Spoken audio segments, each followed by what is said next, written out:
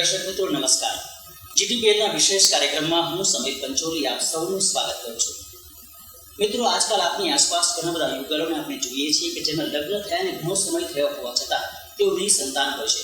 એમના ઘરે બારણું બંધાયું નથી હોતું. ત્યારે લોકો નિરાશ થતા હોય છે. આ સમસ્યા આજની નથી, વર્ષો પહેલાથી આ સમસ્યા ચાલતી આવે છે.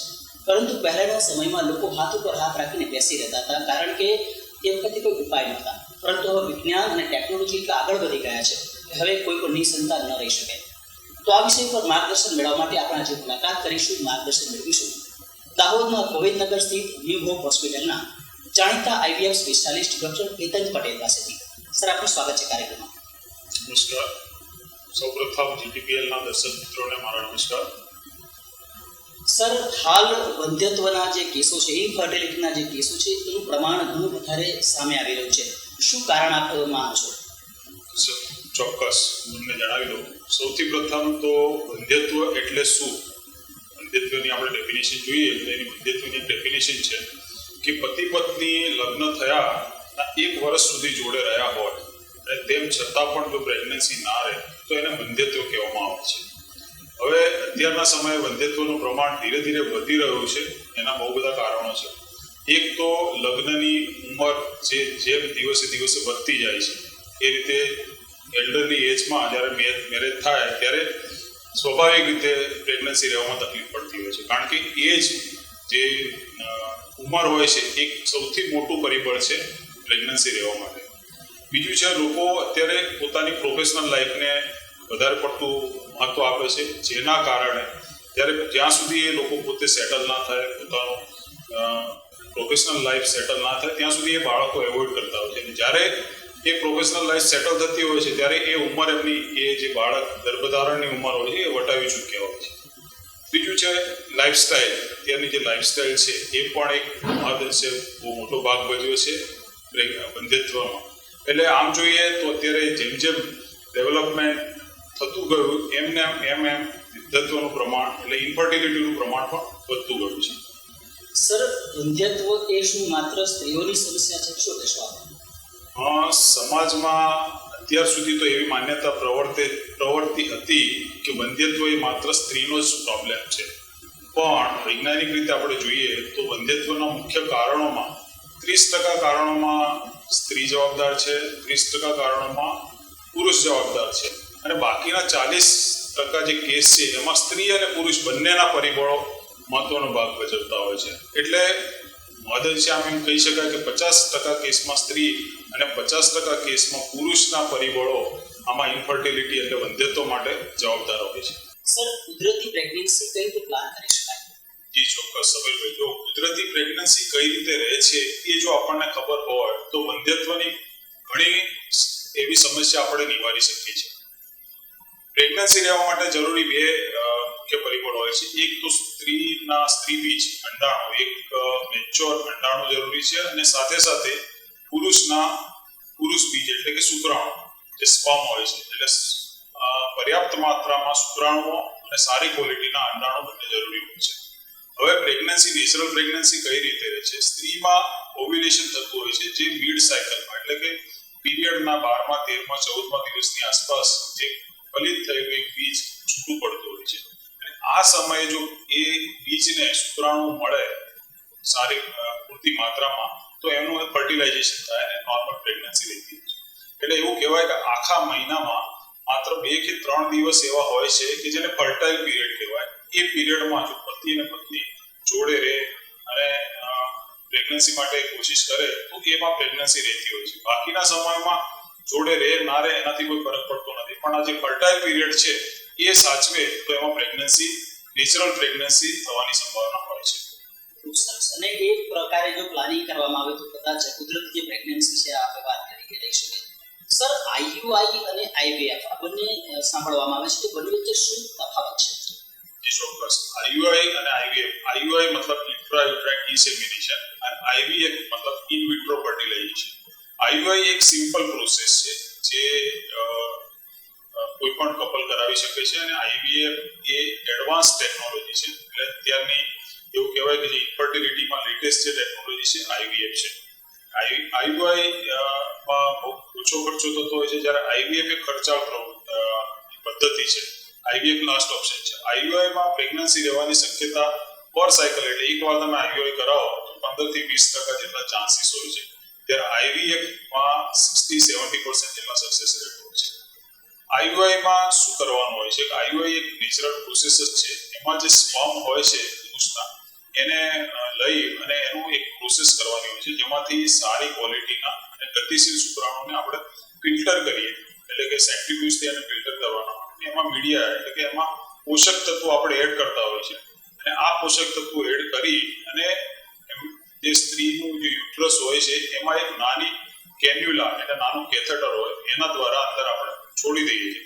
હવે આનો એડવાન્ટેજ એ થતો હોય છે એક તો શુક્રાણુ ઓછા હોય અથવા તો એની ક્વોલિટી થોડી ઘણી નબળી હોય તો એમાં આપણને મદદરૂપ થાય અને બીજી વસ્તુ કે સ્ત્રીના જે આગળનો મુખ યુટ્રસનો જે મુખનો ભાગ છે જેને સર્વિક્સ કહેવામાં આવે છે એ બાયપાસ થઈ જાય છે એટલે ક્યારેક એવું થતું હોય કે એ શુક્રાણુઓ એ મુખની અંદર જઈ ના શકતા હોય અને એ આ પ્રોસેસ કરવાથી એ એટલો પાર્ટ આપણે બાયપાસ કરી દઈએ છીએ એટલે શુક્રાણુઓ યુટ્રસના ગર્ભાશયના ઉપરના ભાગમાં આપણે છોડીએ જેથી કરીને સરળતાથી એ ફેલોપિયન ટ્યુબમાં થઈ અને સ્ત્રી બીજને મળી શકે. એટલે નેચરલ જે કન્સેપ્શનનો રેટ હોય છે એક મંથમાં એવું કહેવાય કે 10 થી 15% કન્સેપ્શન રેટ હોય અને આઈયુઆઈમાં 5 થી 10% ચાન્સીસમાં વધી જતા હોય છે. એટલે આઈયુઆઈ એક સિમ્પલ પ્રોસેસ છે, કોઈ પણ કપલ કરાવી શકે અને બહુ ખર્ચો પણ થતો હોતો નથી. સર આઈયુઆઈ અને આઈવીએફ પદ્ધતિ અમે જે વાત કરી તો બંનેમાં આઈવીએફ પદ્ધતિ થોડી ખર્ચાળ છે આપણે વાત કરી તો શું આઈવીએફ પદ્ધતિથી 100% એનું રિઝલ્ટ મળતું હોય છે? હજી સુધી આઈવીએફની પ્રોસેસમાં 100% સક્સેસ રેટ તો નથી પણ એવું કહી શકાય કે અત્યાર સુધીની જે પણ પદ્ધતિઓ છે એમાં સૌથી હાઈએસ્ટ સક્સેસ રેટ વાળી આ એક પદ્ધતિ છે અથવા મેથડ છે. અવેલેબલ ટ્રીટમેન્ટ ઓપ્શન કહીએ એમાં આઈવીએફ અત્યારે હાઈએસ્ટ રિઝલ્ટ આપે છે. પણ ઉત્તરોત્તર એવું કહેવાય કે જ્યારે આઈવીએફનું ઇન્વેન્શન થયું 1978માં ત્યારે 2 થી 5% સક્સેસ રેટ હતો. એકવાર તમે કરાવો તો 5% પ્રેગ્નન્સી રહેવાના ચાન્સીસ હતા. એ ઉત્તરોત્તર એમાં પ્રગતિ થઈ, નવી ટેકનોલોજી, નવું મોડિફિકેશન થતું ગયું, નવી દવાઓ આવી, મીડિયા બી નવા આવ્યા અને ટેકનોલોજીમાં પણ ઇમ્પ્રુવમેન્ટ થયું. એની સાથે અત્યારે એવું કહી શકાય કે 60-70% સક્સેસ રેટ પર સાયકલમાં મળે છે. એટલે અત્યારની આ સમયમાં હાઈએસ્ટ આપણને સક્સેસ રેટ આપતી કોઈ પદ્ધતિ હોય તો એ આઈવીએફ છે. સર કેટલાક લોકોમાં એવી માન્યતા હોય છે કે આઈવીએફ દ્વારા આપણે જો બાળક મેળવવાની કોશિશ કરીએ તો એ બાળક આપણું પોતાનું નથી. કેટલાક લોકોમાં માન્યતા છે તો આમાં સત્ય શું છે? એ છે આ એક ખોટી માન્યતા છે. નોર્મલી આઈવીએફમાં એવું હોય છે કે એક સ્ત્રીનું પોતાનું સ્ત્રીબીજ અને પુરુષના શુક્રાણુ લેવાના હોય છે અને ક્યારેક એવા સંજોગો હોય કે ક્યારેક કોઈકનામાં ઉણપ હોય જેમ કે સ્ત્રીમાં સ્ત્રીબીજ નથી, જેમ કે છે એમની મેનોપોઝ આવી ગઈ છે તો એલ્ડરલી એજ છે 45 પ્લસ થઈ ગયા છે તો એમાં સ્ત્રીબીજ ના હોય. સ્ત્રીબીજ ના હોય એટલે કે એએમએચ લેવલ ડાઉન થઈ ગયું છે અને સ્ત્રીબીજ છે નહીં તો આવા સમયે આપણે બંને કપલનું કાઉન્સેલિંગ કરીને એમને ઓપ્શન આપતા હોઈએ છીએ કે હવે જો તમારે ગર્ભધારણ કરવું હોય તો પ્રેગ્નન્સી રાખવી હોય તો તમારા માટે ઓપ્શન આ છે કે તમે ઓવમ ડોનેશન મતલબ બીજા કોઈ સ્ત્રીના સ્ત્રીબીજ લઈ શકો છો. આ એક કાઉન્સેલિંગ કર્યા પછીની બંનેની કન્સર્ન લઈ અને ઓફિશિયલી બંનેની સિગ્નેચર કરી અને આપણે એમને આ રીતે એમનો જે ઓપ્શન છે એ અવેલેબલ ઓપ્શન આપણે એમને આપતા હોય છે. એવી જ રીતે પુરુષમાં પણ ક્યારેક ટેસ્ટિક્યુલર ફેલર હોય અથવા તો એઝોસ્પર્મિયા હોય, શુક્રાણુ બિલકુલ ઢીલ હોય, એવા કેસમાં બધા જ રિપોર્ટ કર્યા પછી કોઈ શક્યતા ના હોય કે સ્પર્મ ઇમ્પ્રુવમેન્ટ થાય અથવા તો સ્પર્મ મળી શકે તો એવા કેસમાં લાસ્ટ ઓપ્શન સ્પર્મ ડોનેશન હોય છે જે સિમેન બેંકમાંથી લઈ સ્પર્મ ડોનેટ કરવાનું. પણ આ જે પ્રોસેસ છે એ બંનેનું પ્રોપર કાઉન્સેલિંગ કરી બંનેની કન્સર્ન લઈ અને વિશ્વાસમાં લીધા પછી જ થતી પ્રોસેસ છે. એટલે જો આ રીતે જો બંનેમાંથી કોઈનામાં કોઈ પ્રોબ્લેમ ના હોય, શુક્રાણુ પણ હોય અને અંડાણુ પણ હોય તો બીજા કોઈના સ્પર્મ કે અંડાણુ લેવાનો અથવા તો બાળક બીજાનું હોવાનું કોઈ કારણ છે નહીં. સર આઈવીએફ નો જે પદ્ધતિ ટ્રીટમેન્ટ છે તો એ શું મોટી ઉંમરના લોકો માટે છે કે થઈ શકે છે? સમીરભાઈ, આઈવીએફ આમ તો કોઈના પણ માટે થઈ શકે પણ એના ઇન્ડિકેશન એટલે કે એને કઈ જગ્યાએ જરૂરી છે અને એ કયા ઇન્ડિકેશનમાં એને આપણે ઉપયોગ કરીએ છીએ એના ઉપર ડિપેન્ડ કરે છે. આઈવીએફ મોટી ઉંમરના લોકોને સૌથી વધારે કરવામાં આવે છે. એનું કારણ છે કે એમની પાસે ટાઈમ બહુ ઓછો હોય છે. નાની ઉંમરના જે કપલ હોય છે એમને બીજી ટ્રીટમેન્ટ લેવા માટેનો ટાઈમ હોય છે. કારણ કે મેં પહેલા કીધું એમ કે ઉંમર એક બહુ મોટો પરિબળ છે ઇન્ફર્ટિલિટી. જેમ જેમ ઉંમર થતી જાય એમ પ્રેગ્નન્સી રહેવાની શક્યતા ઓછી થતી, એ ભલે નેચરલ હોય કે આઈવીએફ હોય. કારણ કે સ્ત્રી બીજની જે ક્વોલિટી છે, ક્વોન્ટિટી છે, એ બી ડાઉન થાય અને ક્યારેક શુક્રાણુ પણ ની ક્વોન્ટિટી ક્વોલિટી ડાઉન થતી હોય છે. એટલે મોટી ઉંમરના જે કપલ હોય છે એમને ઓપ્શન બીજા જો ના હોય અથવા તો લાંબો ટાઈમ એમને બીજી ટ્રીટમેન્ટ લીધી હોય તો ટાઈમ વેસ્ટ કર્યા વિના આઈવીએફ કરાવવું વધારે હિતાવહ છે. કારણ કે જેમ જેમ ઉંમર થશે એમ આઈવીએફમાં પણ રિઝલ્ટ ઓછા થતા હોય છે. સર, ઘણી વખત આમ જોવામાં આવતું હોય છે કે જેમને આઈવીએફની જે ટ્રીટમેન્ટ કરીને બાળક મળતા હોય છે તો મોટાભાગે કે ટ્વિન્સ હોય છે, તો એમાં શું કારણ છે? ટ્વિન્સ નો રેશિયો આઈવીએફમાં ખરેખર થોડો વધારે હોય છે. એનું કારણ હોય છે કે મલ્ટિપલ એમ્બ્રિયો ટ્રાન્સફર થતા હોય છે. બે અથવા તો બે કરતા વધારે આપણે જ્યારે અંદર ભ્રૂણ પ્રસ્થાપિત કરીએ છીએ, એમ્બ્રિયો ટ્રાન્સફર કરીએ છીએ, તો સ્વાભાવિક છે કે એ બે અથવા તો બેથી વધારે અંદર ભ્રૂણ ક્યારેક વિકાસ પામતા હોય છે. એટલે ટ્વિન્સ અથવા તો ટ્રિપલેટ પણ થવાની સંભાવના હોય છે. નેચરલી ટ્વિન્સની શક્યતા 4 થી 5% કન્સેપ્શનમાં હોય છે. એ જ શક્યતા 20 થી 25% આઈવીએફના કેસોમાં ટ્વિન્સ થતા હોય છે. પણ હા, જો તમને એવું હોય કે ના ટ્વિન્સ અમને જોઈતા જ નથી, તો તમે એ પહેલા ડોક્ટરને ટ્રાન્સફર પહેલા આ રીતે વાત કરી અને સિંગલ એમ્બ્રિયો ટ્રાન્સફર, અત્યારે કન્સેપ્ટ સિંગલ એમ્બ્રિયો ટ્રાન્સફરનો હોય છે કે એક જ ભ્રૂણ અંદર મૂકવાનું, અને એમાં ટ્વિન્સની શક્યતા ઓલમોસ્ટ નહીવત હોય છે જો સિંગલ એમ્બ્રિયો ટ્રાન્સફર કરો તો. અને ક્યારેક ટ્વિન્સ હોય અથવા તો ટ્રિપલેટ હોય તો એમાં પણ ઓપ્શન હોય છે કે 2 મહિના અથવા 2.5 મહિને આપણે એને સિલેક્ટિવ એમ્બ્રિયો રિડક્શન કરીને એમાંથી એક જે ભ્રૂણ ઉપરનું જે ભ્રૂણ હોય છે એને આપણે કાઢી શકીએ છીએ. એટલે એ પણ ઓપ્શન અવેલેબલ હોય છે. પણ આઈવીએફમાં ટ્વિન્સ જ થાય એવું નથી, ટ્વિન્સની થોડી શક્યતા વધારે હોય છે. સર, આઈવીએફ બાળક પ્રાપ્તિ માટે એક અલ્ટિમેટ ઓપ્શન છે, શું કહેશો? આઈવીએફ એક અલ્ટિમેટ ઓપ્શન તો નથી, પણ હા લેટેસ્ટ ટેકનોલોજી છે. અને જો બધા જ ઉપાયો કરી ચૂક્યા હોય તો છેલ્લે આઈવીએફ જરૂરથી તમને સક્સેસ રેટ આપે છે. અને એ બધાએ અપનાવવું જોઈએ. લેટેસ્ટ ટેકનોલોજી છે. સર, આઈવીએફથી જ્યારે ટ્રીટમેન્ટ કરવામાં આવે છે, જ્યારે પ્રસૂતિ થાય છે, ત્યારે મોટાભાગે સિઝેરિયન કરવું પડતું હોય છે, શું કારણ? જો આઈવીએફના લીધે જ સિઝેરિયન કરવું પડતું એવું નથી. આઈવીએફ એક કારણ હોઈ શકે, સાથે સાથે બીજા પણ સિઝેરિયન સેક્શનના બહુ બધા કારણો હોય છે. સિઝેરિયન સેક્શન કેમ કરવું પડે? કારણ કે જો આઈવીએફમાં એક તો સૌથી પહેલા તો પ્રેસિયસ પ્રેગ્નન્સી હોય છે. એટલે કોઈ પણ આમાં રિસ્ક લેવા નથી માંગતું કે બાળકને અથવા તો માતાને કોઈ રિસ્ક ના જોઈએ, અને બંને સ્વસ્થ હોય એવો એક ઉદ્દેશ્ય હોય છે કે બાળક અને માતા બંને સ્વસ્થ હોય અલ્ટિમેટલી. કારણ કે જે આટલી બધી પ્રોસેસ, આટલી મોટી પ્રોસેસ કરી હોય, આટલા ટાઈમથી એ લોકો ટ્રીટમેન્ટ લેતા હોય, આટલા બધા ટ્રોમામાંથી પસાર થયા હોય, ખર્ચો કર્યો હોય, એટલે બધાને એવું હોય કે ભાઈ સ્વસ્થ જોઈએ બાળક અથવા માતા. એટલે એના માટે તો આપણે ઓવર કોન્શિયસ હોઈએ છીએ. અને સાથે સાથે બીજા પણ પરિબળો હોય છે. ક્યારેક બ્લડ પ્રેશર વધારે હોય માતાનું, અથવા તો બાળકની પોઝિશન સરખી ના હોય, ટ્વિન્સ હોય, અથવા તો ક્યારેક પ્લેસેન્ટા એટલે જે મેરીનો ભાગ છે એ નીચો હોય. એટલે બહુ બધા કારણો હોય છે. એટલે અને ઉંમર વધારે હોય એ પણ એક પરિબળ છે. પાણીનો ભાગ અંદર ઓછો થઈ ગયો હોય, આવા અનેક કારણો હોય છે. અને સાથે સાથે આઈવીએફ પણ એક કારણ હોઈ શકે. કે લાસ્ટ મોમેન્ટ પર કોઈ એવી કોમ્પ્લિકેશન હોય તો પણ સિઝેરિયન. જી સર, આઈવીએફ ટ્રીટમેન્ટ કરવા માટે શું ઉંમર સાથે એને કોઈ ખાસ રિએક્શન કે મોટી ઉંમરના લોકો માટે જ આપી શકે? જી, ઉંમર તો એક સૌથી મોટો ફેક્ટર છે પ્રેગ્નન્સી ઇટસેલ્ફ રહેવા માટે. એ નેચરલ હોય કે આઈવીએફ હોય. એટલે જેમ ઉંમર વધે એમ પહેલા પણ આપણે જણાવ્યું એમ કે પ્રેગ્નન્સી રહેવાની શક્યતા ઓછી થતી હોય. એટલે ઉંમર જેટલી ઓછી હોય એટલું રિઝલ્ટ સારું મળે.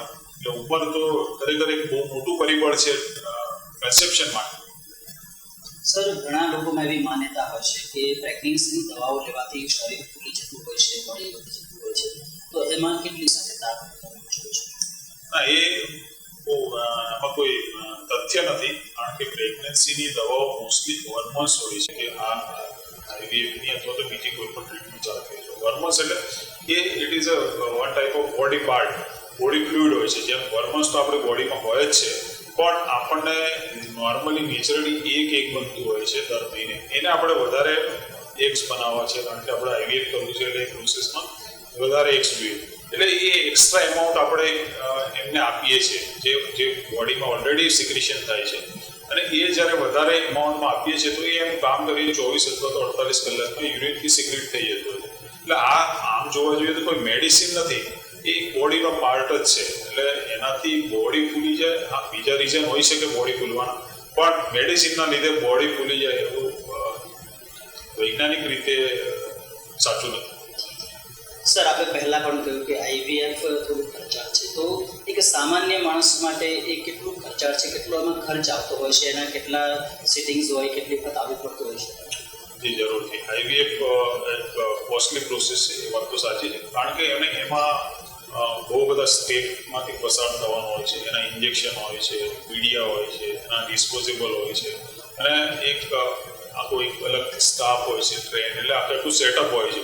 એટલે આઈવીએફ નોર્મલી એવું કહેવાય કે 80,000થી લઈ અને 1.5-2 લાખ રૂપિયા સુધી સાયકલ ડિપેન્ડ્સ ઓન કે તમે કેવા ઇન્જેક્શન વાપરો છો અને બીજું બધું તમારું સેટઅપ કેવું છે, શું વાપરો છો એના ઉપર. પણ હા, 80,000 મિનિમમ 80,000 રૂપિયાથી લઈ અને 1.5-2 લાખ રૂપિયા સુધીનો ખર્ચો થતો હોય છે.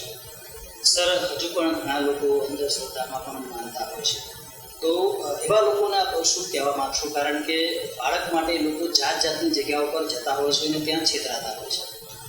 બિલકુલ સમજતો. ક્યારેક અમે ઘણીવાર અમારા પેશન્ટો અમે જોતા હોઈએ છીએ કે અંધશ્રદ્ધામાં બી માનતા હોય છે, અને ક્યારેક તો એવા પણ અમે કિસ્સા જોયા છે કે પુરુષે 2 વાર મેરેજ કર્યા, 3 વાર મેરેજ કર્યા, અને પછી રિપોર્ટ કરાવીએ તો પુરુષમાં જ પ્રોબ્લેમ હોય. એટલે હોસ્પિટલમાં પહેલેથી જો ટ્રીટમેન્ટ કરાવી હોય તો પરેશાની ના થવી પડે. અને બીજી વસ્તુ કે ક્યારેક એવા પણ કિસ્સા હોય છે કે આ જગ્યાએ જતાં પ્રેગ્નન્સી રહી ગયા. પણ એ શું છે કે પેલું આપણે કહેવત છે ને કે કાગડાને બેસવા અને ડાળને પડવા, એટલે ક્યારેક નેચરલ કન્સેપ્શન એવું થાય કે ઇન્ફર્ટિલિટીના કેસોમાં પણ નેચરલ કન્સેપ્શન થતું હોય છે 1-2% કેસમાં. એટલે 100 જણા આજે ઇન્ફર્ટિલિટીના કપલ્સ હોય તે કશું જ ટ્રીટમેન્ટ ના કરાવે અને એમાં જ નેચરલી વેઇટ કરે તો પણ એમાંથી 2 જણને પ્રેગ્નન્સી એમને નેચરલી રહી જતી હોય છે. એટલે એવા કેસમાં ક્યારેક એ લોકો ક્યાંક કોઈ જગ્યાએ જતા હોય, એમને કોઈ જગ્યાએ શ્રદ્ધા હોય અથવા કોઈનું કંઈ ગાઈડન્સ હોય નાનું મોટું, અને ત્યાંથી કોઈ કન્સેપ્શન થાય એટલે એ લોકો એ રીતે જતા હોય છે. અને એમાં એમનો અમૂલ્ય જે ટાઈમ હોય છે, જે પ્રેશિયસ ટાઈમ કહેવાય છે, જેમાં કન્સેપ્શન મેક્સિમમ થતું હોય, એ ટાઈમ વેસ્ટ થઈ જતો હોય છે. પછી જ્યારે એમાં, કારણ કે એમાં ટાઈમ વેસ્ટની સાથે સાથે પૈસા અને સમયની પણ બરબાદી થતી હોય છે. અને અલ્ટિમેટલી પછી જ્યારે એમને સાચું ગાઈડન્સ મળે કે ના આ કરાવવાનું છે, ત્યારે એ લોકો બધી રીતે થાકી ગયા હોય છે. પૈસાથી બી થાકી ગયા, સમય અને ઉંમર બી થઈ ગઈ હોય છે. એટલે સાચું ગાઈડન્સ મળે અને સમયસર મળે. સાચું અને સમયસર એ બહુ જરૂરી છે. અને સાચી જગ્યા તમને કોઈ બતાવવાળું તો આ જગ્યાએ જવાથી આ જગ્યાએ થશે. કારણ કે નોર્મલ ક્લિનિક હોય પણ ઇન્ફર્ટિલિટી ક્લિનિકમાં જાઓ તો તમને ખરેખર એના પર ધ્યાન આપે, એનો તમારું ફોકસ શું પ્રોબ્લેમ છે ખબર પડે. એટલે ઇન્ફર્ટિલિટી ક્લિનિકમાં તમારા એરિયાના જે પણ ઇન્ફર્ટિલિટી સારા ક્લિનિક હોય એમાં જઈ એને તપાસ કરાવવી સૌથી જરૂરી છે. અને એમનું જે ગાઈડન્સ હોય, એમની જે સલાહ હોય એ પ્રમાણે ટ્રીટમેન્ટ સમયસર કરાવવી જરૂરી છે. સર, બાળક પ્રાપ્તિ માટે દવા અને દુવા બંનેમાંથી કોને શ્રેષ્ઠ માનો છો? હા, દવા અને દુવા બંને જરૂરી છે. દવા તો ડૉક્ટર આપે છે. દુવા એટલે તમને દુવાનો મતલબ એવો છે કે તમે જેના ઉપર જેને વિશ્વાસ છે એને દ્રઢતાથી વળગી રહેવું. એટલે એવું નથી કે કંઈ મંદિરમાં કે એ રીતે તમારે એને દુઆ કરવી, પણ તમે જે ડૉક્ટર પાસે દવા કરાવો છો એને પણ તમારે પૂરી તમારી શ્રદ્ધાથી એનું જે અનુકરણ કરવું, જે તમને સલાહ આપે છે એ કરાવી. એટલે દવા અને દુઆ બંને એટલી જ જરૂરી છે. સર, હાલ કેટલાક બંધ્યત્વ ધરાવતા જે યુગલો છે એમને આપ શું કહેશો? બસ મારી તો એ જ સલાહ છે કે જો ડેફિનેશન પ્રમાણે એવું કહેવાય કે 1 વર્ષનો ટાઈમ તમને બંને જણાએ શાંતિથી પ્રેગ્નન્સી માટે ટ્રાય કરવો જોઈએ. કારણ કે વૈજ્ઞાનિક રીતે એવું પ્રૂવ થયું છે કે એટલીસ્ટ 1 યર લાગી શકે પ્રેગ્નન્સી રહેવામાં. ક્યારેક એવું બી થતું હોય છે કે 6 મહિના થયા અને ફેમિલીનું પ્રેશર હોય સાસુ સસરાનું પ્રેશર હોય 6 મહિનાથી ટ્રીટમેન્ટ ચાલુ થઈ પણ એ બી વ્યાજબી નથી કારણ કે એટલીસ્ટ 1 યર તો તમને સ્પેન્ડ કરવો જોઈએ જોડે અને જો ના થાય તો પછી ટાઈમ વેસ્ટ કર્યા વગર ઇન્વેસ્ટિગેશન મતલબ બંને જણાએ તપાસ કરાવવી જોઈએ અને હા ઇન્ફર્ટિલિટી ક્લિનિકમાં જાઓ તો મેં ઘણીવાર જોયું છે કે વાઇફ એકલી હોય અથવા તો પેરેન્ટ્સ સાથે હોય પણ ઇન્ફર્ટિલિટી એ બંને જણાનો પ્રોબ્લેમ છે કપલનો પ્રોબ્લેમ છે એટલે બંને જણાએ જોડે આવવું જોઈએ બંને જણાની રિપોર્ટ પણ જોડે જ કરાવવી જોઈએ કારણ કે હસબન્ડનો રિપોર્ટ એક સિમેનનો રિપોર્ટ કરવાનો હોય છે જે સિમ્પલ રિપોર્ટ છે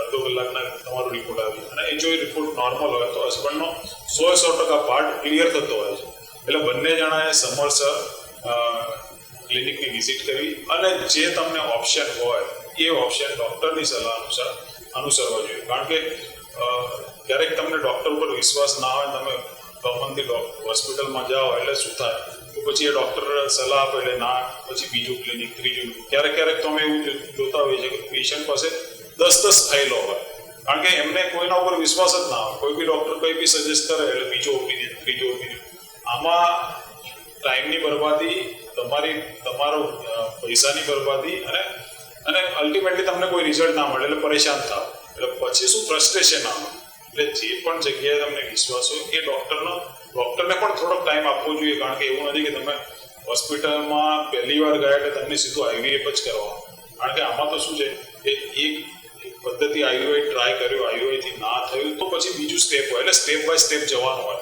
એવું નથી કે એક જ હોસ્પિટલમાં એક જ વારમાં તમે ગયા એટલે તમને એક્સપેક્ટેશન ભલે તમારું હોય કે ગયા હોસ્પિટલમાં એટલે પ્રેગ્નન્સી રહી જ જવી જોઈએ પણ ડૉક્ટરને પણ ટાઈમ જોઈએ શું પ્રોબ્લેમ છે ને શું ઓપ્શન છે અને જો ડૉક્ટરની સલાહ તમને સારી લાગે તો એક ડૉક્ટરને એક કન્ટિન્યુ રાખો જેથી ડૉક્ટર બી તમને સારી રીતે સમજી શકે અને તમે પણ ડૉક્ટરને સમજી શકો અને અલ્ટિમેટલી તમને એનું રિઝલ્ટ મળે એટલે યુગલે નિરાશ ન થવું જોઈએ અને સાથે જ અંધશ્રદ્ધામાં પણ ના દોરાવવું જોઈએ ડૉક્ટર પર શ્રદ્ધા રાખીને પૂરી ધીરજની પણ જરૂર છે